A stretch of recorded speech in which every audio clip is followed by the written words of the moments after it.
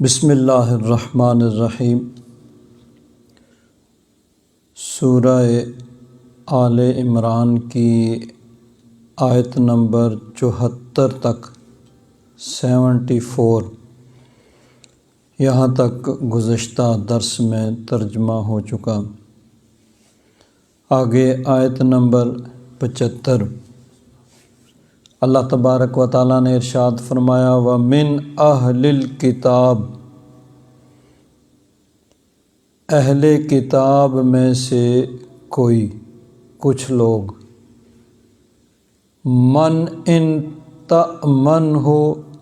بقنطار، ایسے بھی ہیں کہ اگر تو ان کے پاس امانت رکھے ڈھیروں مال، بہت زیادہ، قنطار بہت زیادہ مال و دولت، بہت بڑی مقدار، یؤدیہ الیک، تو وہ تجھے واپس کر دے، یعنی وہ امانت دار ہے، پوری طرح اس امانت کو واپس کرے گا، اس میں کسی قسم کی خیانت نہیں کرے گا، کوئی کمی نہیں کرے گا۔ وَمِنْهُمْ، اور ان میں کچھ ایسے بھی ہیں من ان تأمنہ بدینار، کہ جس کے پاس اگر تو 1 دینار بطور امانت رکھے، لا یؤدیہ الیک، وہ تجھے نہیں دے گا، الا ما دمت علیہ قائما، مگر یہ کہ تو ہمیشہ اس پر کھڑا رہے، یعنی مطلب بار بار مانگتا رہے، مقدمہ دائر کرے اور اس کو کورٹ کچہری میں لے جائے، پھر کہیں کوئی صورت ہو سکتی ہے اس کی واپسی کی۔ اب دونوں اہل کتاب ہیں، یعنی یہودیوں، چونکہ مدینہ منورہ میں وہ پہلے سے مقیم تھے، تو اہل کتاب سے ویسے تو مراد یہودی اور عیسائی دونوں ہوتے ہیں، لیکن یہاں مراد جو شان نزول علماء نے لکھا ہے کہ یہودی ہیں، ان میں سے کچھ لوگ ایسے بھی امانت دار تھے کہ لوگ اس کے پاس جتنا بھی مال رکھیں، حضرت عبداللہ بن سلام وغیرہ کا نام مفسرین کرام نے لکھا ہے کہ وہ پہلے یہودیوں کے عالم تھے۔ تو قنطار بہت زیادہ مال و دولت، ڈھیروں مال بھی اس کے پاس امانت رکھے تو وہ پورا واپس کر دے گا۔ تو جب اتنا زیادہ مال، تو ظاہر بات ہے کہ تھوڑے مال میں بھی خیانت نہیں کرے گا۔ اور اس کے مقابلے میں دوسری طرف ایسے لوگ بھی ہیں کہ اگر 1 دینار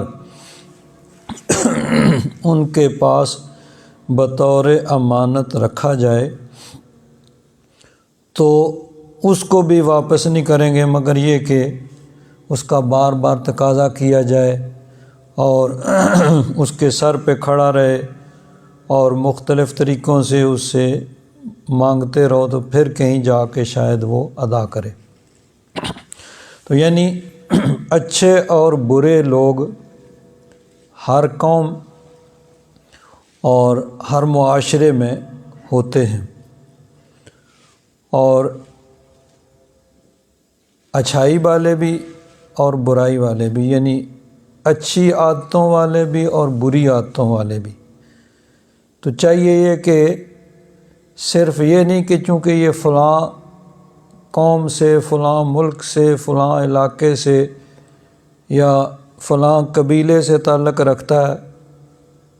ہر قبیلے میں، ہر ملک میں، ہر قوم میں اچھے اور برے بھی ہوتے ہیں۔ لیکن آج کل کے دور میں اگر دیکھا جائے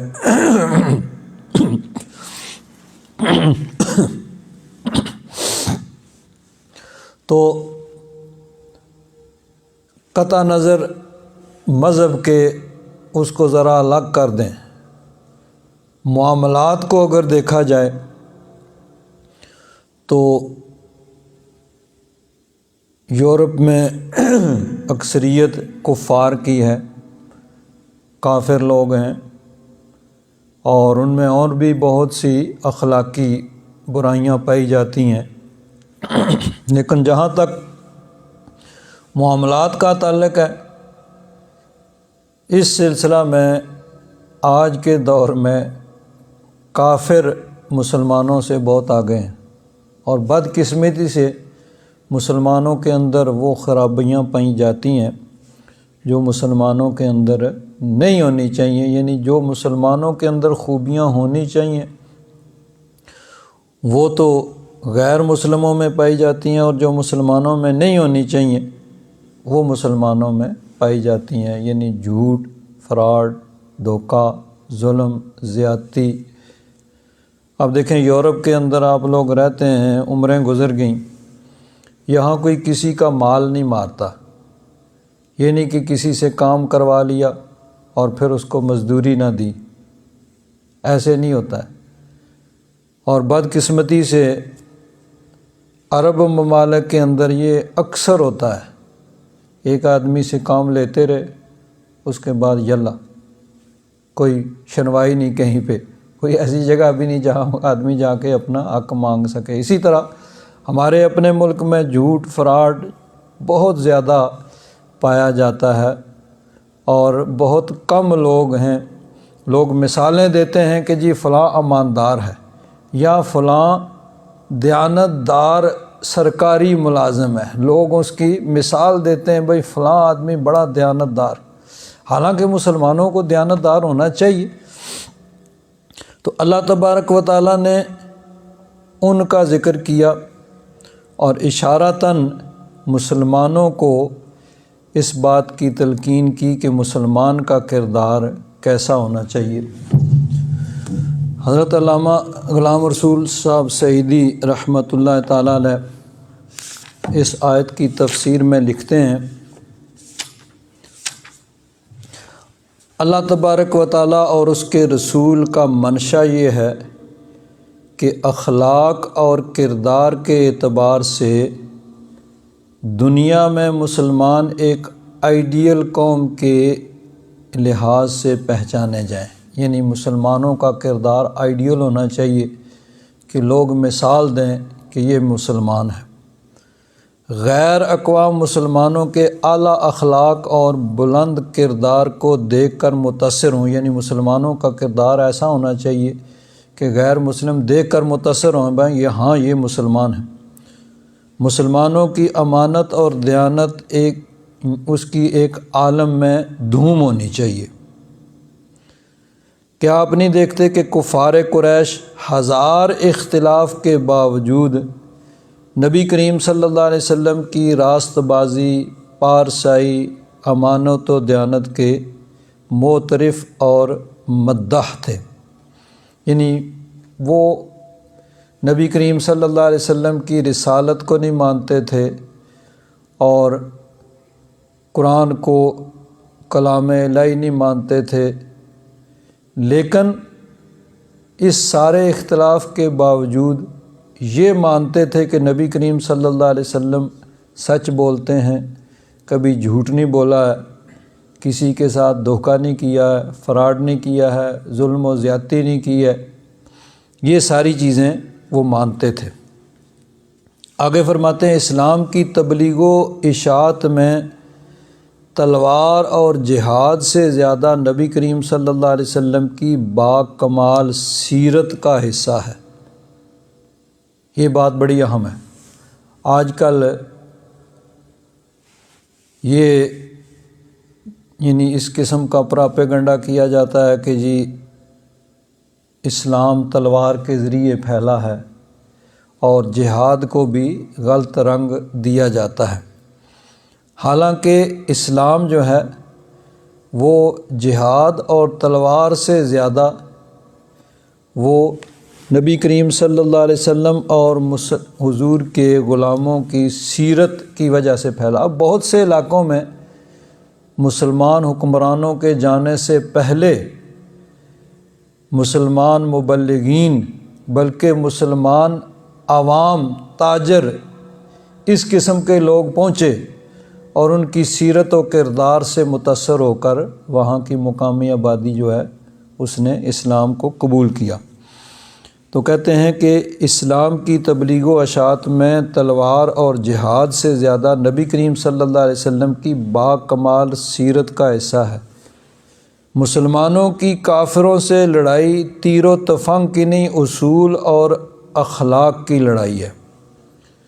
مسلمانوں کا نصب العین زر اور زمین کا حصول نہیں، بلکہ دنیا میں اپنے اصول اور اقدار کو پھیلانا ہے۔ یعنی باقی لوگ تو جنگ کرتے ہیں ملک فتح کیا جائے، ان کے وسائل کو قبضے میں کیا جائے، لیکن اسلام کا جو اصول ہے جنگ کا وہ یہ نہیں ہے کہ دوسروں کے ملکوں پہ اس لیے قبضہ کیا جائے کہ ان کے وسائل کو سورسز اپنے قبضے میں کیے جائیں، بلکہ اسلام صرف اپنے اعلیٰ اصول اور اعلیٰ اقدار کو پھیلانا چاہتا ہے کہ یہ چیزیں ساری دنیا کے اندر ہوں اور سب لوگوں کے اندر یہ اصول پائے جائیں، سب لوگ مسلمان ہوں اور سچے اور پکے مسلمان ہوں، اللہ تبارک و تعالیٰ اور اس کے محبوب کے سچے غلام ہوں۔ فرماتے ہیں اب اگر مسلمانوں نے اپنے مکارم اخلاق کو ہی کھو دیا اور خود ہی ان اصولوں اور تعلیمات کو قربان کر دیا جس کو پھیلانے کے لیے وہ کھڑے ہوئے تھے، تو پھر ان میں اور دوسری اقوام میں کیا فرق رہ جائے گا؟ اگر خود مسلمانوں کے اندر ہی وہ چیزیں نہ پائی جائیں جو اصل مقصد ہے مسلمانوں کے، یعنی دنیا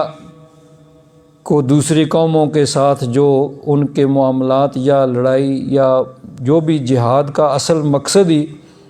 اقدار اور اصول کو پھیلانا ہے، تو اگر وہی مسلمانوں میں نہیں ہوں گی تو پھر مسلمانوں کی بھی جنگ پھر صرف وہ زمین کو قبضہ کرنے کی رہ جائے گی۔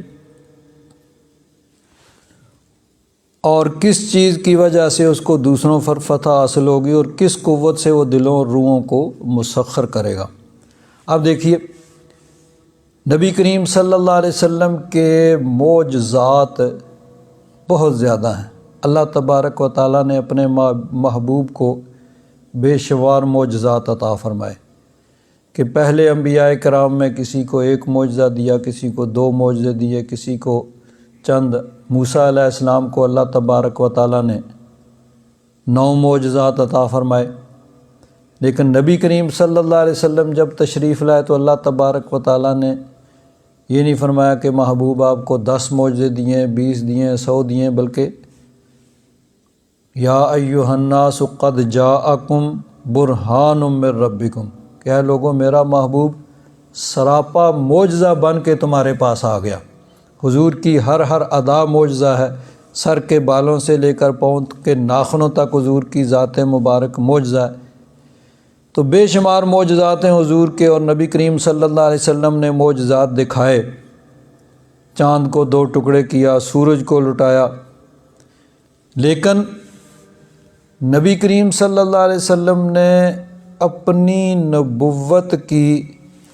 سب سے بڑی دلیل کس چیز کو بنایا؟ اللہ تبارک و تعالیٰ نے قرآن پاک کے اندر ارشاد فرمایا، کافر جو تھے وہ نبی کریم صلی اللہ علیہ وسلم کی نبوت و رسالت کے منکر تھے اور قرآن پاک کا انکار کرتے تھے، کلام الہی نہیں مانتے تھے۔ اللہ تبارک و تعالیٰ نے فرمایا وَإِذَا تُتْلَىٰ عَلَيْهِمْ آيَاتُنَا بَيِّنَاتٍ قَالَ الَّذِينَ لَا يَرْجُونَ لِقَاءَنَا نَأْتِ بِقُرْآنٍ غَيْرِ هَٰذَا أَوْ بَدِّلْهُ، کہ جب ان پر ہماری آیتیں پڑھی جاتی ہیں، قرآن پاک کی تلاوت ہوتی ہے، تو وہ جو اللہ سے ملنے کی امید نہیں رکھتے، یعنی قیامت پر یقین اور ایمان نہیں رکھتے، وہ کہتے ہیں ائت بقرآن غیر ھذا، اس کے علاوہ کوئی اور قرآن لے آؤ یا اسی کو بدل دو، او بدل ہو۔ مطلب ان کا یہ تھا کہ جس میں ہمارے بتوں کی برائی نہ ہو اور ان کی بھی ساتھ تعریف ہو، کوئی کیسا کلام پڑھیے۔ اللہ تعالیٰ نے فرمایا قل ما یکون لی ان ابدلہ من تلقاء نفسی، محبوب ان سے کہہ دو کہ مجھے یہ حق نہیں پہنچتا کہ میں اس کو اپنے پاس سے بدل دوں، میرا ان اتبع الا ما یوحی الیہ، میں تو اسی کی اتباع کرتا ہوں جو میرے رب کی طرف سے مجھے وحی کی جاتی ہے، جو رب نے نازل فرمایا میں تو اس کی پیروی کرتا ہوں اور وہی پڑھوں گا۔ میں اس میں کسی قسم کی کوئی تبدیلی کرنے کا مجاز نہیں ہوں، اور نہ میں اس کو درست سمجھتا ہوں۔ انی اخاف ان عصیت ربی عذاب یوم عظیم، یعنی اگر میں رب تبارک و تعالیٰ کی کوئی سرے منہ ایک بال برابر بھی نافرمانی کروں، اس کے حکم سے حکم عدولی کروں، آگے پیچھے ہوں، تو مجھے بڑے دن کے عذاب کا خوف اور ڈر ہے۔ آگے فرمایا قل، محبوب ان سے کہہ دو، لو شاء اللہ ما تلوتہ علیکم ولا ادراکم بہ، اگر اللہ تبارک و تعالیٰ چاہتا تو میں تم پر یہ قرآن نہ پڑھتا۔ میرا تو یعنی اللہ تبارک و تعالیٰ نے ایک ڈیوٹی لگائی ہے، ایک فریضہ میرے ذمے اللہ تبارک و تعالیٰ نے لگایا ہے، تو میں اس کو ادا کر رہا ہوں۔ جو اللہ تعالیٰ نے میری ڈیوٹی لگائی ہے میں اس کو ادا کر رہا ہوں۔ فَقَدْ لَبِثْتُ فِيكُمْ عُمُرًا مِّن قَبْلِهِ أَفَلَا تَعْقِلُونَ، میں اس سے پہلے تم میں ایک عمر کا حصہ گزار چکا ہوں، تو کیا تمہیں عقل نہیں؟ یعنی نبی کریم صلی اللہ علیہ وسلم نے 40 برس کی عمر میں اعلان نبوت فرمایا،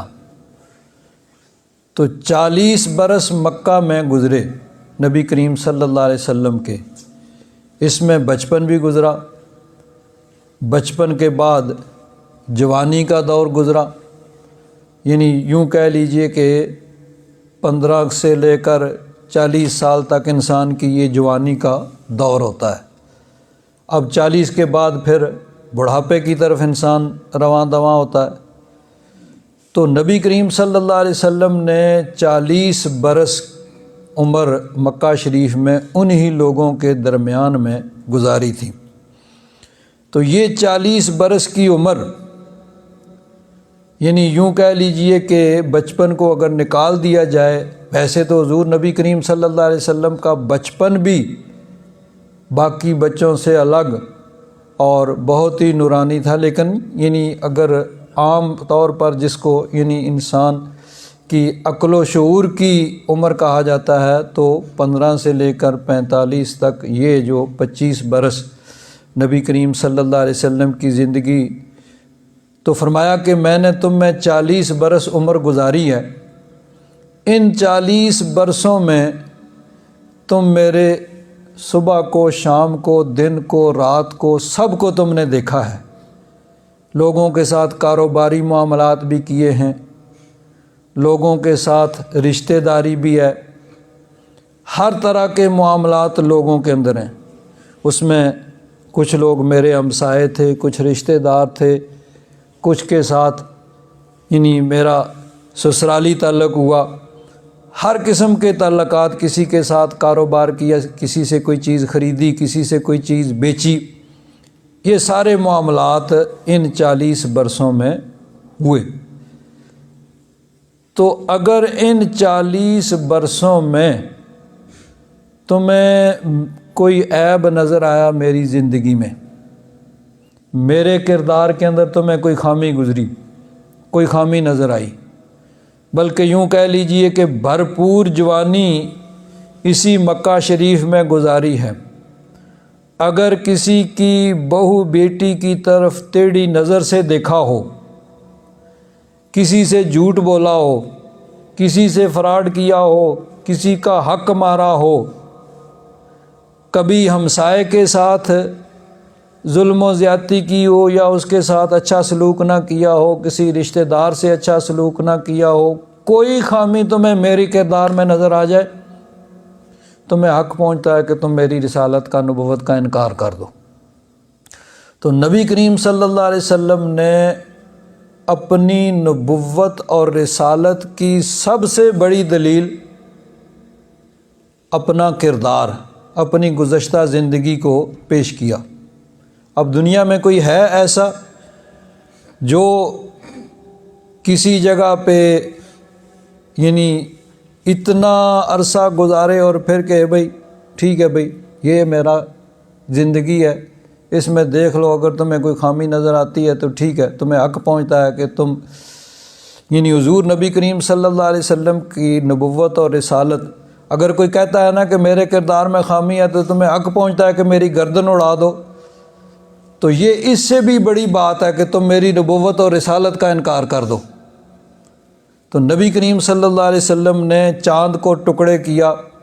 سورج کو لٹایا، ہزاروں معجزات دکھائے، لیکن اللہ تبارک و تعالیٰ نے حضور کی نبوت کی سب سے بڑی دلیل جو بیان فرمائی وہ یہ نہیں کہ محبوب کہہ دو دیکھو میں نے تمہارے سامنے چاند کو 2 ٹکڑے کیا ہے، میں نے تمہارے سامنے سورج کو لٹایا ہے، نہیں، اللہ تعالیٰ نے فرمایا کہ محبوب ان سے کہو فقد لبثت فیکم عمرا من قبلہ، میں نے تمہارے درمیان یہ 40 برس گزارے ہیں، ان 40 برسوں میں اگر تمہیں میرے کردار میں کوئی خامی نظر آتی ہے تو تمہیں حق پہنچتا ہے کہ تم میری نبوت اور رسالت کا انکار کر دو۔ لیکن بدترین دشمن بھی نبی کریم صلی اللہ علیہ وسلم کی حیات مبارکہ، حضور کے کردار، حضور کے اس زندگی میں کسی قسم کی کوئی خامی نہ ڈھونڈ سکے، بلکہ اعلان نبوت کے بعد پھر اکثریت دشمن بن گئی اور بدترین دشمن تھے، جانی دشمن تھے۔ لیکن اس کے باوجود پورے مکہ میں امانت رکھنے کے لیے ان کے پاس نبی کریم صلی اللہ علیہ وسلم کی ذات ہوتی تھی کہ حضور کے پاس ہی آ کر وہ امانت رکھا کرتے تھے، اور حضور کو اعلان نبوت سے پہلے بھی صادق اور امین کہتے تھے، یعنی سچا اور امانت دار۔ اور اعلان نبوت کے بعد 1000 اختلاف کے باوجود بھی پھر وہ نبی کریم صلی اللہ علیہ وسلم کے پاس ہی امانتیں رکھتے تھے۔ اور جب نبی کریم صلی اللہ علیہ وسلم کو ہجرت کا حکم ہوا تو نبی کریم صلی اللہ علیہ وسلم ہجرت کے لیے روانہ ہونے لگے۔ ادھر اللہ تبارک و تعالیٰ کی طرف سے جب یہ حکم آتا ہے، ادھر کافروں کی میٹنگ ہو رہی ہے۔ ابو جہل نے دارالندوہ جو ان کا پارلیمنٹ ہاؤس تھا جہاں بیٹھ کے وہ اہم امور پہ مشورہ کرتے تھے، وہاں میٹنگ بلائی،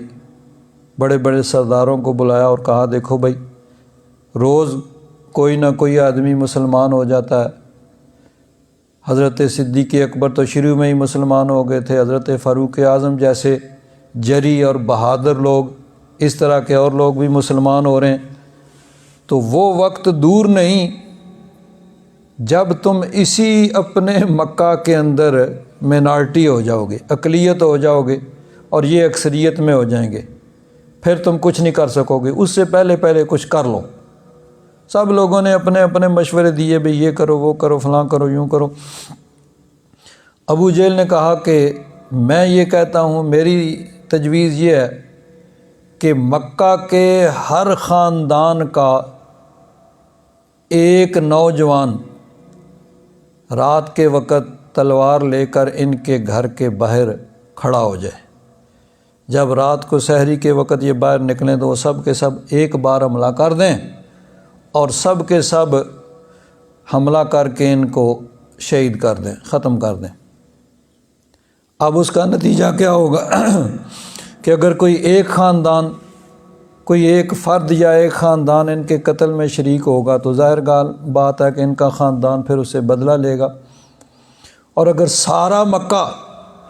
ہر خاندان کا ایک ایک نوجوان اس قتل میں شریک ہوگا تو سارے مکہ سے سب خاندانوں سے تو دشمنی نہیں لے سکتے، نہ بدلہ لے سکتے ہیں۔ پھر ظاہر بات ہے کہ آخر میں خون بہا پہ بات آئے گی، بھی ٹھیک ہے ان کی دیت ادا کرو، خون بہا ادا کرو، تو سب مل کے تھوڑا تھوڑا سب کے حصے میں آئے گا تو سب وہ حصہ ڈالیں گے اور خون بہا ادا کر دیں گے اور معاملہ ختم ہو جائے گا۔ سب نے کہا جی یہ تجویز بالکل ٹھیک ہے۔ اب وہ رات کو تلواریں لے کر حضور کے دروازے کے باہر کھڑے ہیں، ادھر سے اللہ تبارک و تعالیٰ کا حکم آتا ہے کہ محبوب آپ مکہ شریف سے ہجرت کر کے مدینہ شریف چلے جائیں۔ اب نبی کریم صلی اللہ علیہ وسلم کو سب سے زیادہ فکر کس چیز کی ہے کہ انہی لوگوں کی امانتیں میرے پاس پڑی ہوئی ہیں، یہ جو باہر تلواریں لے کر کھڑے ہیں، ان کی یا ان کے رشتہ داروں کی، ان کے بڑوں کی وہ امانتیں میرے پاس پڑی ہوئی ہیں، وہ ان کو کیسے واپس کی جائیں؟ وہ تو حضور کی جان کے دشمن ہیں، لیکن نبی کریم صلی اللہ علیہ وسلم کو انہی کی امانتوں کی فکر ہے۔ یہ نہیں کہ یہ میری جان کے دشمن ہیں تو اب ان کا مال رب کرنا جو ہے وہ میرے لیے جائز ہو گیا، نہیں، نبی کریم صلی اللہ علیہ وسلم کو ان کے امانتوں کی فکر ہے، بھئی ان کا کیا بنے، کس طرح یہ ان تک پہنچے۔ بالآخر حضرت علی کرم اللہ تعالیٰ وجہ الکریم کو بلایا اور فرمایا کہ تم یہاں میرے بستر پہ لیٹ جاؤ، اور یہ امانتیں ہیں، فلاں کی یہ ہے، فلاں کی یہ، فلاں فلاں لوگوں کی یہ امانتیں ہیں، تم صبح یہ امانتیں ان کو پہنچا کے پھر تم بھی ہجرت کر کے ہمارے ساتھ شامل ہو جانا۔ تو وہ تلواریں لے کر کھڑے ہیں اور انہی کی یا ان کے بڑوں کی امانتیں نبی کریم صلی اللہ علیہ وسلم کے پاس پڑی ہوئی ہیں، اور نبی کریم صلی اللہ علیہ وسلم ان کو واپس کرنے کے لیے یعنی کھڑے ہیں، اس کی فکر لگی ہوئی ہے کہ کس طرح ان تک پہنچائی جائے۔ اور نبی کریم صلی اللہ علیہ وسلم کا ارشاد گرامی ہے، نبی کریم صلی اللہ علیہ وسلم نے ارشاد فرمایا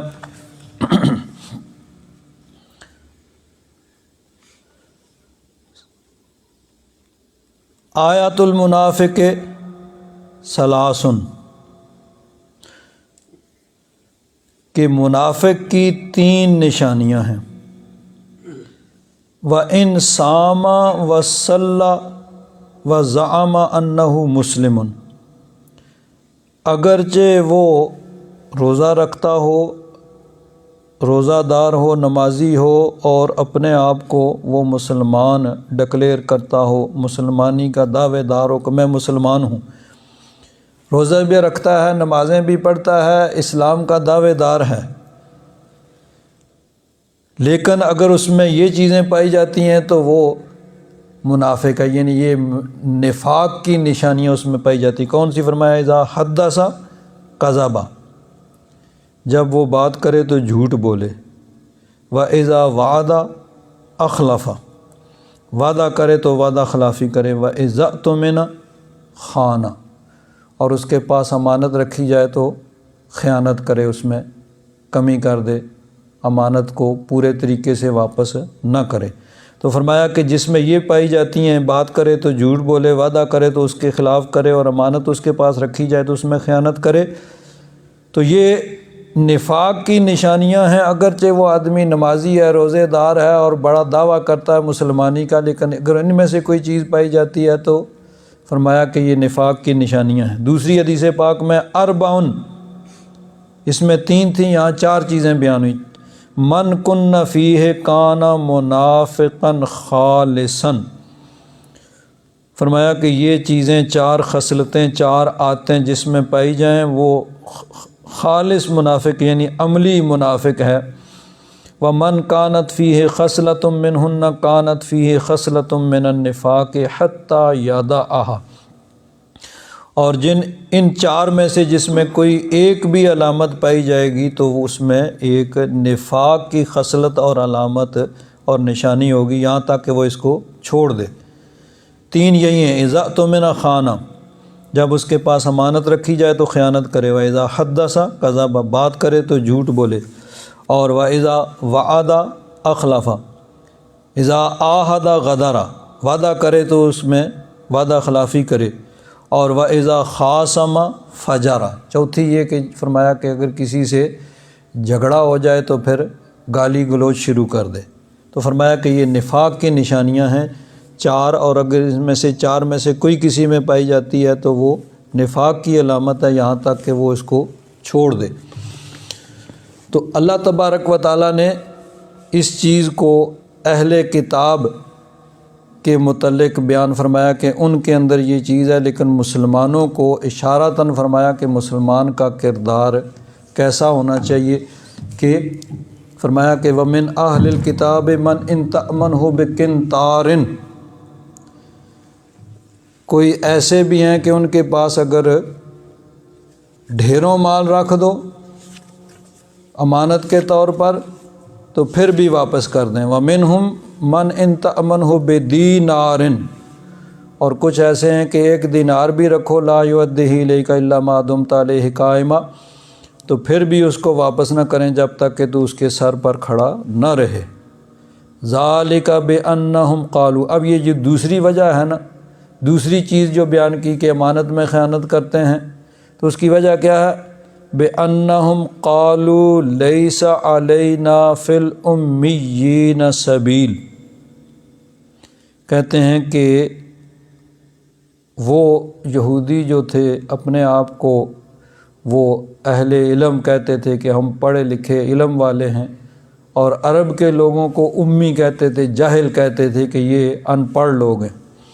وہ کہتے تھے لیس علینا فی الامیین سبیل، ان ان پڑھوں کے مال کھانے میں ہم پر کوئی گناہ نہیں ہے، یعنی وہ تورات کے حوالے سے یہ کہتے تھے کہ تورات میں لکھا ہوا ہے کہ ان کا مال کھا لو، جس طرح بھی کھا لو، تم پہ کوئی کسی قسم کا مواخذہ نہیں ہوگا، کوئی پکڑ نہیں ہوگی۔ اللہ تبارک و تعالیٰ ارشاد فرماتا ہے وَيَقُولُونَ عَلَى اللَّهِ الْكَذِبَ، وہ اللہ تبارک و تعالیٰ پر جھوٹ باندھتے ہیں، اللہ تبارک و تعالیٰ کی طرف جھوٹی بات منسوب کرتے ہیں، وَهُمْ يَعْلَمُونَ، جان بوجھ کر جانتے ہیں کہ اللہ تبارک و تعالیٰ نے یہ حکم نہیں دیا ہے۔ جناب حضرت پیر زادہ امداد حسین صاحب، انہوں نے یہ تفسیر لکھی ہے، اس کے اندر بڑی پیاری بات انہوں نے اس آیت کے ضمن میں کہی ہے۔ وہ کہتے ہیں کہ بعض یہودی یہ کہتے تھے کہ وہ اللہ تعالیٰ کے پیارے ہیں، اور غیر یہودی لوگوں کے مال ان کے لیے حلال ہیں، کیونکہ ساری مخلوق ان کی غلام ہے، اور اگر کوئی اپنے غلاموں کا مال کھا لے تو اس سے کسی قسم کی باز پرس نہیں ہوگی۔ قرآن مجید نے اس دعویٰ کی تردید کر دی کہ وہ اللہ تعالیٰ پر جھوٹا بہتان لگاتے ہیں۔ تورات میں کہیں اس بد دیانتی کی اجازت نہیں ہے، بلکہ حقیقت میں اللہ تبارک و تعالیٰ کے پیارے تو وہ لوگ ہیں جو دیانتدار ہوں اور اپنے عہد و پیمان کو پورا کریں۔ تو یہودیوں کا یہ دعویٰ سن کر نبی کریم صلی اللہ علیہ وسلم نے ارشاد فرمایا، جب یہ انہوں نے کہا نا کہ لیس علینا فی الامیین سبیل، کہ ان غیر یہودی ان لوگوں جاہلوں کا مال کھانے میں ہم پر کوئی گناہ نہیں ہے، ہمیں کوئی پکڑ نہیں ہوگی، تو فرمایا یہ جھوٹ کہتے ہیں، امانت ہر صورت میں واپس کی جائے گی، چاہے وہ کسی نیکوکار کی ہو یا بدکار کی ہو۔ یعنی اس میں یہ نہیں ہے کہ وہ کس کی ہے امانت بہر صورت وہ واپس کی جائے گی۔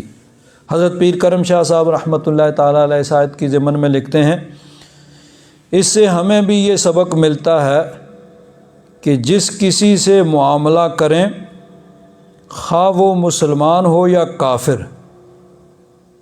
نیک ہو یا بد، اپنا ہو یا بیگانہ، اس سے دیانتداری اور راست بازی کا معاملہ کریں۔ کسی کا کفر یا فسق اس کے ساتھ دھوکہ فریب کرنے کے لیے یہ کوئی وجہ جواز نہیں بن سکتی کہ چونکہ وہ کافر ہے، وہ برا ہے، اس کے ساتھ دھوکہ کر لو، اس کا مال کھا لو۔ یعنی اس کا کردار اس کے ساتھ، اگر کوئی کافر ہے تو اس نے خود جا کے جواب دینا ہے، خود اپنی قبر میں جانا ہے، اور بروز قیامت اپنے عقیدہ اور عمل کا خود اس نے جواب دینا ہے۔ کوئی آدمی برا ہے، کوئی بھی برائی اس میں پائی جاتی ہے، وہ لوگوں پہ ظلم کرتا ہے، فراڈ کرتا ہے، دھوکہ کرتا ہے، یہ کرتا ہے، وہ کرتا ہے، جو بھی اس میں برائی پائی جاتی ہے اس نے خود جواب دینا ہے، اپنی قبر میں جانا ہے، اور بروز قیامت خود اس نے جواب دینا ہے۔ ہر آدمی نے اپنا اپنا جواب دینا ہے، یہ نہیں کہ چونکہ وہ کافر ہے کہ اس کا مال کھا لو، اسے دھوکہ کر لو، اسے جھوٹ بول لو تو یہ درست ہو جائے گا، یا فلاں برا ہے تو اب اس کے ساتھ اگر کوئی فراڈ کرو گے تو تم پر کوئی پکڑ نہیں ہوگی۔ نہیں، یہ نہیں ہے، اس کا معاملہ اس کے سپرد ہے، اس نے خود اپنا جواب دینا ہے، ہم نے اپنا جواب دینا ہے۔ تو یہ کوئی وجہ جواز نہیں بن جاتی کہ فلاں چونکہ کافر ہے یا برا ہے تو اس کا مال کھا لو، یا اس سے جھوٹ بول لو، اس سے دھوکہ کر لو، یا اس پہ ظلم و زیادتی کر لو۔ نہیں، اسلام جو ہے اس کی اجازت نہیں دیتا ہے۔ تو پیرزادہ صاحب نے بھی یہی چیز لکھی ہے کہ امانت ہر صورت میں واپس کی جائے گی، چاہے وہ کسی نیکوکار کی ہو یا بدکار کی۔ آگے فرماتے ہیں، نیز نبی کریم صلی اللہ علیہ وسلم نے فرمایا کہ جو شخص امانت دار نہ ہو اس کا کوئی ایمان نہیں۔ الا لا ایمان لمن لا امانۃ لہ، جس میں امانت نہیں پائی جاتی، جو دیانتدار نہیں ہے، اس کا ایمان وہ کامل نہیں ہے۔ اور فرمایا جو شخص عہد پورا نہیں کرتا اس کا کوئی دین نہیں ہے۔ الا لا دین لمن لا عہد لہ۔ آگے فرماتے ہیں اس سے معلوم ہوا کہ جس کسی سے معاملہ کیا جائے، چاہے وہ مسلمان ہو یا کافر، ہر صورت میں دیانتداری، سچائی، وعدہ وفائی سے کام لیا جائے۔ ہجرت کی نازک رات میں بھی ہمارے نبی کریم صلی اللہ علیہ وسلم نے جس امانت و دیانت کا مظاہرہ کیا، تاریخ انسانیت اس کی مثال لانے سے قاصر ہے۔ یعنی تاریخ میں اس کی مثال نہیں پائی جا سکتی کہ وہ لوگ جو تلواریں لے کر کھڑے ہیں، ان کی یا ان کے بڑوں کی امانتیں ہیں، اور ان کو تو حضور کی جان کی فکر ہے کیسے ان کو قتل کریں، اور حضور کو ان کی امانتوں کی فکر میں کیسے ان کا حفاظت کیا جائے اور کیسے ان تک وہ امانتیں پہنچیں۔ یعنی متعصب کافر حضور نبی کریم صلی اللہ علیہ وسلم کو شہید کرنے کے لیے تلواریں لے کر دروازے پر کھڑے تھے، اور آپ ان کی امانتوں کی واپسی کو یقینی بنا رہے تھے۔ اسلام کی اشاعت میں حضور نبی کریم صلی اللہ علیہ وسلم کی صداقت و امانت نے نمایاں کردار ادا کیا۔ آج پھر اس بات کی اشد ضرورت ہے کہ مسلمان اپنے نبی کی سنتوں کو زندہ کریں اور صداقت و امانت کا ایسا عملی مظاہرہ کریں کہ دوسرے لوگ متاثر ہو کر اسلام کے قریب آ جائیں، اور اگر مسلمان بددیاتی اور دھوکہ بازی کریں اور غیر مسلم ممالک کے ساتھ معاہدوں کا احترام نہ کریں تو پھر مسلمانوں کا کیا انجام ہوگا؟ یعنی پھر مسلمانوں اور دوسرے لوگوں میں کیا فرق ہوگا؟ بلکہ بدقسمتی سے آج کے دور میں مسلمانوں کے اندر کافروں سے زیادہ یہ برائیاں جو ہیں وہ پائی جاتی ہیں، جو مسلمانوں میں نہیں ہونی چاہیے وہ چیزیں مسلمانوں میں پائی جاتی ہیں، اور جو مسلمانوں میں ہونی چاہیے ان کو غیر مسلموں نے اختیار کیا ہوا ہے۔ تو اللہ تبارک و تعالیٰ نے فرمایا کہ وہ اپنی اس بددیانتی کی وجہ جواز اپنے پاس سے انہوں نے گڑی، ظاہر بات ہے کہ تورات میں تو اللہ تبارک و تعالیٰ نے یہ حکم نہیں دیا تھا، انہوں نے اپنے پاس سے تبدیلی کر لی، لیکن انہوں نے کہا کہ لیس علینا فی الامیین سبیل ذالک بانہم قالوا لیس علینا فی الامیین سبیل۔ یہ جو ہے نا بددیانتی کے کسی کی مال کو ہڑپ کر لینا، وہ اس وجہ سے کہ انہوں نے اپنے پاس سے یہ بات گھڑ لی تھی کہ اگر ان کا مال کھا لیا جائے تو ہمیں کوئی پکڑ نہیں ہوگی، کوئی گناہ نہیں ہوگا۔ وَيَقُولُونَ عَلَى اللَّهِ الْكَذِبَ وَهُمْ يَعْلَمُونَ، وہ اللہ تبارک و تعالیٰ پر جھوٹ باندھ رہے ہیں جان بوجھ کر۔ بلا، کیوں نہیں؟ من اوفا بعہدہ واتقی، جس نے اپنا وعدہ پورا کیا اور تقوی اور پرہیزگاری اختیار کی، رب ذوالجلال کا خوف دل میں رکھا، اللہ تبارک و تعالیٰ کے حکم کے مطابق زندگی گزاری، فإن اللہ یحب المتقین، بے شک اللہ تبارک و تعالیٰ متقین کو پسند فرماتا ہے۔ ان الذین یشترون بعہد اللہ، وہ جو بیچتے ہیں، اشترا یشتری، یہ جو ہے نا یہ دو متضاد معنی اس کے ہوتے ہیں، یعنی خریدنا اور بیچنا، اشترا کے دونوں معنی ہوتے ہیں، کبھی یہ خریدنے کے معنی میں ہوتا ہے، کبھی بیچنے کے معنی میں ہوتا ہے۔ جو لیتے ہیں بعہد اللہ و ایمانہم، اب اللہ کے عہد اور اپنی قسموں کے بدلے میں ثمناً قلیلاً، تھوڑا مال۔ اب دنیا کا مال جتنا بھی ہو جائے وہ تھوڑا ہی ہے، یعنی اللہ تبارک و تعالیٰ کے نزدیک اس کی کوئی حیثیت نہیں ہے۔ دنیا بھر کے مال و دولت کی حیثیت اللہ تبارک و تعالیٰ کے نزدیک مچھر کے ایک پر کے برابر نہیں۔ تو فرمایا کہ جو اللہ کے عہد اور اپنی قسموں کے بدلے میں تھوڑا مال لیتے ہیں، اولئک لا خلاق لہم فی الآخرہ، ان کے لیے آخرت میں کسی قسم کا کوئی حصہ نہیں ہے۔ ولا یکلمہم اللہ، اور اللہ تبارک و تعالیٰ ان سے کلام نہیں فرمائے گا۔ ولا ینظر الیہم یوم القیامۃ ولا یزکیہم، اور اللہ تبارک و تعالیٰ ان کی طرف نظر رحمت نہیں فرمائے گا بروز قیامت، ولا یزکیہم، اور انہیں پاک نہیں فرمائے گا، وَلَهُمْ عَذَابٌ علیم، اور ان کے لیے دردناک عذاب ہے۔ حضرت پیر کرم شاہ صاحب رحمۃ اللہ تعالیٰ علیہ فرماتے ہیں کہ کبیرہ گناہ جو ہیں وہ بہت سے ہیں، یعنی ایسے گناہ جن کو شریعت میں کبیرہ کہا جاتا ہے، بڑا گناہ۔ اب کبیرہ اس اعتبار سے بعض نے کہا ہے کہ کبیرہ گناہ وہ ہیں جن کی شریعت میں سزا مقرر کی گئی ہے، یعنی دنیا میں اس کی کوئی سزا مقرر کی گئی ہے یا آخرت میں اس کے بارے میں کوئی وعید سنائی گئی ہے۔ اب اس کی مختلف احادیث مبارکہ میں مختلف چیزوں کو کبیرہ گناہ جو ہے وہ شمار کیا گیا ہے، اور احادیث مبارکہ کی کتابوں میں باقاعدہ ابواب ہیں، باب الکبائر، کہ بڑے بڑے گناہ کون سے ہیں، اس میں کسی میں 2 4 5 یعنی مختلف، یعنی نبی کریم صلی اللہ علیہ وسلم نے مختلف وقتوں میں وقت کے مطابق یا سامع جو سامنے موجود تھا اس کے حال کے مطابق مختلف چیزوں کو بیان کیا۔ اب پھر اس کو آگے علماء نے جمع کیا ہے کہ ان کی تعداد کتنی ہے، اس میں بھی پھر یعنی مختلف ہے، کسی نے کہا کہ 70 ہیں، کسی نے اس سے کم یا زیادہ، بہرحال یعنی مختلف احادیث مبارکہ میں گناہ کبیرہ جو ہیں ان کے بیان کیا گیا ہے۔ ایک حدیث پاک میں ہے، حضرت عبداللہ بن عمر فرماتے ہیں قال رسول اللہ صلی اللہ علیہ وسلم الکبائر،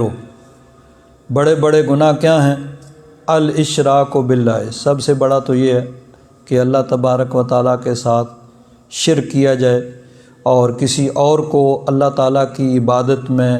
اس کی ذات میں یا اس کی صفات میں شامل کیا جائے، وعقوق الوالدین، اور والدین کی نافرمانی کرنا اور حق اور جائز بات میں ان کی بات نہ ماننا، وقتل النفس، کسی آدمی کو بلا وجہ قتل کرنا، والیمین الغموس، اور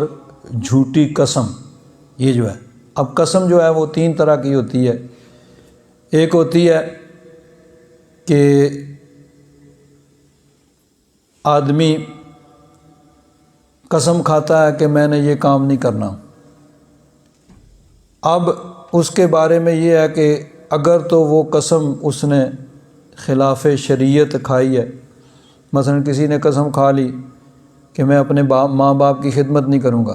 اب یہ بات خلاف شریعت ہے۔ کسی نے قسم کھا لی کہ میں اپنے بھائی بہن سے بات نہیں کروں گا، خلاف شریعت ہے۔ اب اس قسم کا توڑنا ضروری ہے، تو اس قسم کو توڑ کر اس کا کفارہ جو ہے وہ ادا کیا جائے گا، جیسا کہ قرآن پاک میں اس کا کفارہ 7ویں سپارے میں بیان ہوا۔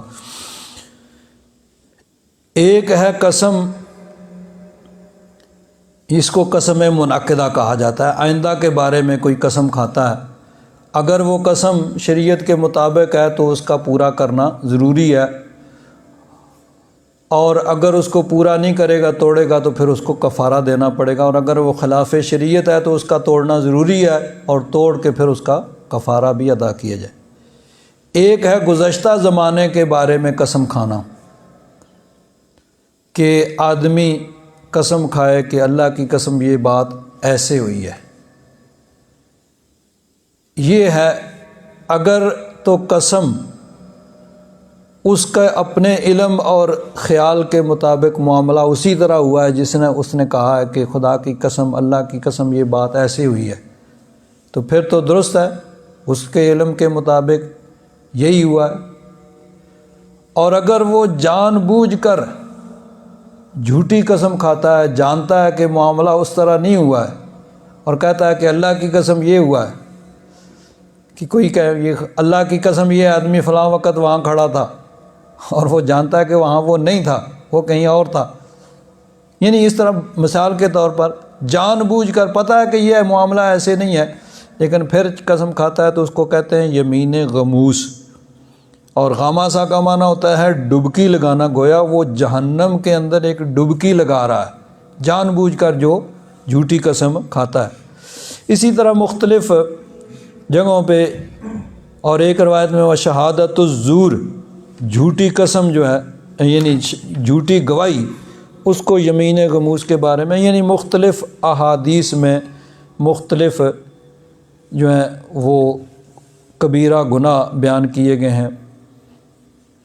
ایک میں ہے کہ شرک کے بعد فرمایا جادو کرنا یہ بڑا گناہ ہے، قتل النفس، کسی کو قتل کرنا، التی حرم اللہ الا بالحق، یعنی حق کے ساتھ تو یہی ہے نا کہ اگر کوئی ایسا معاملہ ہے جس میں حکومت نے، قاضی نے فیصلہ کرنا ہے، گورنمنٹ نے کسی کو فیصلہ کرنا ہے اپنے طور پر، تو کسی کو وہ بھی یعنی وہ حق کے ساتھ۔ اور اکل الربا،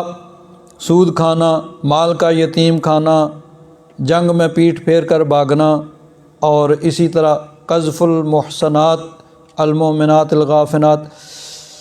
پاک دامن بے خبر عورتوں پہ جھوٹی تہمت لگانا، اس کو بھی گناہ کبیرہ میں بیان ہوا۔ اب یہ مختلف یعنی گناہ کبیرہ بیان ہوئے، لیکن بات جو عرض کرنی ہے وہ یہ ہے کہ اللہ تبارک و تعالیٰ نے مختلف جو گناہ کبیرہ بیان ہوئے ان کی سزا بھی بیان ہوئی، لیکن یہ جو ہے کہ کسی کا مال ہڑپ کرنے کے لیے جھوٹی قسم کھانا،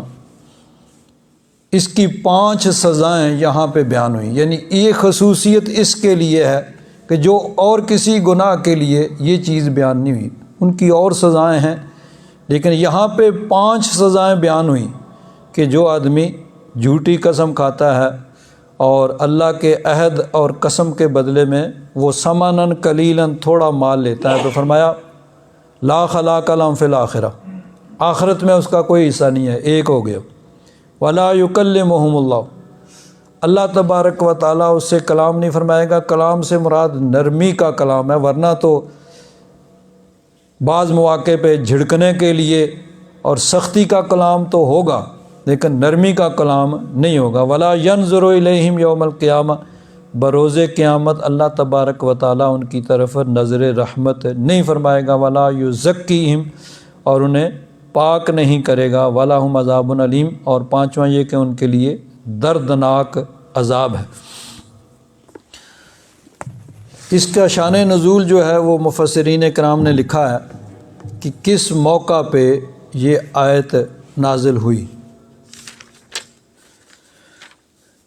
حضرت علامہ قاضی ثناء اللہ پانی پتی رحمۃ اللہ تعالیٰ علیہ وہ اس پہ بحث کرتے ہوئے مختلف احادیث مبارکہ اس سلسلہ میں لکھتے ہیں کہ حضرت عبداللہ بن ابی اوفا فرماتے ہیں، روایت ہے کہ ایک شخص کچھ تجارتی سامان بازار میں لایا اور کسی مسلمان کو پھانسنے کے لیے اللہ تبارک و تعالیٰ کی قسم کھا کر کہنے لگا کہ مجھے اس کی اتنی قیمت ملتی تھی، حالانکہ اس کو اس کی بیان کردہ قیمت نہیں ملتی تھی، یعنی ویسے ہی جھوٹ کہتا ہے کہ مجھے تو اتنے تو فلاں دے رہا تھا، جیسے عام ہوتا ہے کوئی کہتا ہے بھئی اتنے لے لو، اتنے تو مجھے وہ پہلے بھی مل رہے تھے۔ تو اب یہ بات جو ہے تو فرمایا یعنی وہ جان بوجھ کر جھوٹ کہہ رہا کہ اس نے اللہ کی قسم کھا کے کہا کہ میں نے، یعنی دوسری صورت یہ ہے کہ میں نے اس کی سامان کی اتنی قیمت دی ہے، کوئی کہتا ہے بھئی اتنے کا دے دو، اللہ کی قسم اتنے تو مجھے خریدا بھی نہیں ہے، اس سے زیادہ اتنے کا میں نے خریدا، حالانکہ بات جھوٹ ہے۔ تو دونوں صورتیں ہیں، یعنی اتنے کا خریدا نہیں ہے کہ جھوٹی قسم کھا کے کہتا ہے اتنے کی تو مجھے اس کی یہ یعنی خرید پڑتی ہے، میرا اتنا خرچہ اس پہ ہو جاتا ہے، یا مجھے کوئی اتنا دے رہا تھا جھوٹا کہہ رہا۔ تو اس کے بارے میں یعنی یہ آیت نازل ہوئی۔ دوسری جو روایت بیان کی ہے، حضرت وائل وہ روایت کرتے ہیں کہ نبی کریم صلی اللہ علیہ وسلم کی خدمت میں 2 آدمی حاضر ہوئے، ان میں سے ایک حضرموت کا اور ایک کندہ کا تھا، یعنی وہ دور سے آئے تھے، یمن کے علاقے سے۔ حضرمی نے کہا کہ یا رسول اللہ صلی اللہ علیہ وسلم اس نے میری زمین چھین لی ہے، یعنی میری زمین پہ اس نے قبضہ کر لیا ہے۔ دوسرا جو تھا اس نے کہا کہ وہ زمین تو ہے ہی میری، یہ کیسے کہہ رہا کہ اس کی زمین پہ میں نے قبضہ کیا؟ اس میں اس کا کسی قسم کا حق نہیں ہے۔ اب معاملہ چونکہ وہ عدالت میں پیش تھا نبی کریم صلی اللہ علیہ وسلم کے پاس، تو جس نے یہ کہا تھا کہ اس نے میری زمین پہ قبضہ کیا ہے، نبی کریم صلی اللہ علیہ وسلم نے فرمایا کہ تم یہ گواہ لاؤ کہ وہ زمین تمہاری ہے اور اس نے اس پہ قبضہ کیا ہے۔ تو اس نے کہا بھئی میرے پاس کوئی گواہ تو نہیں ہے۔ تو فرمایا پھر اب اصول یہ ہے کہ اسے قسم لی جائے گی، کہ یہ قسم کھائے گا کہ یہ زمین اس کی نہیں ہے، میری ہے۔ اب اصول تو یہی ہے عدالت کا کہ جو آدمی البینۃ علی المدعی، جو دعویٰ کرتا ہے کسی چیز کا، اس کا ثبوت پیش کرنا اس کے ذمہ ہے کہ وہ دعویٰ اپنے دعوے پہ ثبوت پیش کرے۔ اگر وہ ثبوت نہیں پیش کر سکتا تو اب دوسرے سے گواہ نہیں لیے جائیں گے، بلکہ اس سے قسم لی جاتی ہے کہ یہ آدمی جھوٹا ہے اور میں سچا ہوں اور یہ چیز میری۔ تو اب اس کے حق میں فیصلہ، اگر وہ گواہ پیش کرے تو اب دوسرے سے نہیں پوچھا جائے گا، جس نے دعویٰ کیا ہے اگر اپنے دعوے پہ اس نے دلیل گواہ پیش کر دیے تو اس کے حق میں فیصلہ ہوگا، اور اگر وہ گواہ نہیں پیش کر سکا تو دوسرے سے قسم لی جائے گی اور اس کی قسم پہ پھر اس کے حق میں فیصلہ ہو جائے گا۔ تو نبی کریم صلی اللہ علیہ وسلم نے اس دعویٰ کرنے والے مدعی سے کہا بھئی تم گواہ پیش کرو اپنے دعوے پہ۔ اس نے کہا میرے پاس گواہ تو نہیں ہے۔ فرمایا پھر اس سے قسم لیں گے تو اس کی قسم سے پھر فیصلہ ہوگا۔ وہ مدعی کہنے لگے کہ یہ تو فاسق آدمی ہے، اس کو اس چیز کی پرواہ نہیں ہے، یہ تو قسم کھا جائے گا۔ تو نبی کریم صلی اللہ علیہ وسلم نے ارشاد فرمایا کہ جو آدمی یعنی جان بوجھ کر کسی کا ناحق مال کھانے کے لیے وہ قسم کھائے، اللہ تبارک و تعالیٰ کی بارگاہ میں وہ پیش ہوگا تو اللہ تبارک و تعالیٰ اس سے اعراض فرمائے گا، یعنی اس کی طرف سے رخ پھیر لے گا اللہ تبارک و تعالیٰ۔ تو اس وقت یہ آیہ کریمہ پھر نازل ہوئی کہ ان الذین یشترون بعہد اللہ و ایمانہم ثمنا قلیلا، یہ دنیا کا مال جتنا بھی ہو تھوڑا ہی ہے، چاہے ہمارے اعتبار سے وہ لاکھوں کروڑوں اربوں میں چلا جائے، اللہ تبارک و تعالیٰ کے نزدیک وہ تھوڑا، یعنی کسی کا مال ہڑپ کرنے کے لیے اس نے قسم کھائی تو فرمایا اولئک لا خلاق لہم فی الآخرہ، 5 سزائیں، لا خلاق لہم فی الآخرہ، آخرت میں کوئی حصہ نہیں ہے، ولا یکلمہم اللہ، اللہ تبارک و تعالیٰ ان سے نرمی اور محبت کا کلام نہیں فرمائے گا، ولا ینظر الیہم یوم القیامہ، بروز قیامت ان کی طرف نظر رحمت نہیں فرمائے گا، ولا یزکیہم، انہیں پاک نہیں کرے گا، ولہم عذاب علیم، اور ان کے لیے دردناک عذاب ہے۔ دوسری روایت میں ہے وہی معاملہ جب پیش ہوا نبی کریم صلی اللہ علیہ وسلم کی بارگاہ میں، تو مدعی نے اپنا دعویٰ پیش کیا کہ میری زمین ہے، انہوں نے قبضہ کر لیا، تو نبی کریم صلی اللہ علیہ وسلم نے فرمایا بھئی تم گواہ پیش کرو۔ انہوں نے کہا میرے پاس گواہ نہیں ہے۔ تو فرمایا پھر اس سے قسم لی جائے گی۔ تو انہوں نے کہا کہ یہ تو قسم کھا جائے گا، اس سے اس کی پرواہ نہیں ہے۔ تو نبی کریم صلی اللہ علیہ وسلم نے ارشاد فرمایا کہ جو آدمی یعنی کسی کا مال کھانے کے لیے قسم کھائے گا تو اللہ تبارک و تعالیٰ قیامت کے دن اس پہ غضب فرمائے گا، غضبناک ہوگا، اسے اللہ تبارک و تعالیٰ یعنی اعراض فرمائے گا۔ تو اس حدیث پاک میں یہ ہے کہ پھر وہ جو مدعا علیہ تھا، جس پہ دعویٰ کیا گیا تھا،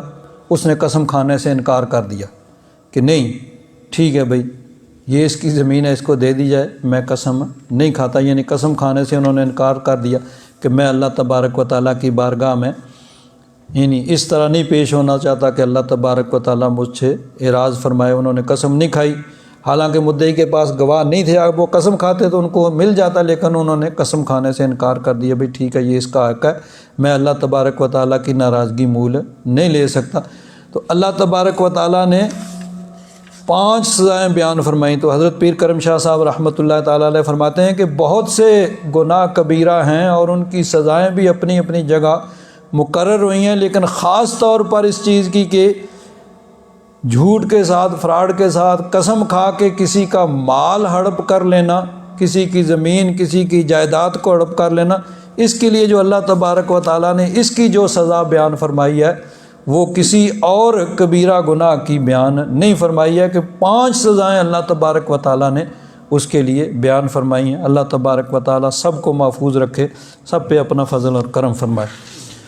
الحمدللہ رب العالمین والصلاة والسلام علی حبیبہ سیدنا و مولانا محمد وعلی آلہ واصحابہ اجمعین۔ اللہم انک عفو کریم تحب العفو فاعف عنا یا غفور یا غفور یا غفور۔ صلی اللہ تعالیٰ علی حبیبہ سیدنا و مولانا محمد وعلی آلہ واصحابہ اجمعین برحمتک یا ارحم الراحمین۔